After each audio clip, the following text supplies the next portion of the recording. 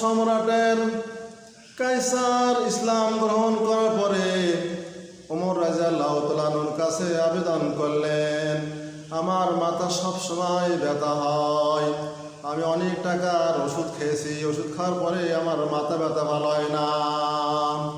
ওমর রাদিয়াল্লাহু তাআলা আনহু তিনি নিজ হাতে একটি টুপি তৈরি করলেন, সেলাই করে।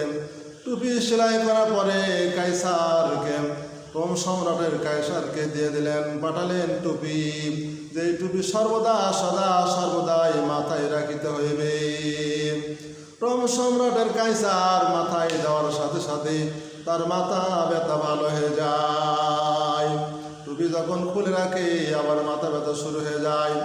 এভাবে মাথায় দেওয়ার সাথে সাথে মাথা ব্যথা ভালো হয়ে যায়। তিনি আশ্চর্য হয়ে গেলেন যে মাথায় থেকে খুলে রাখলে ব্যথা শুরু হয়, মাথায় দেওয়ার সাথে সাথে ব্যথা ভালো হয়ে যায়। তিনি নিজ হাতে টুপিটা সেলাইটা খুলে ফেললেন।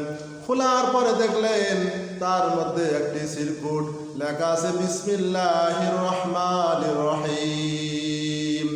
এই মাথা ব্যথা ভালো হয়ে যায় আল্লাহর বিসমিল্লাহর বরকতে। বিসমিল্লাহির রহমানির রহিম সমস্ত রোগের মহা ওষুধ স্বরূপ।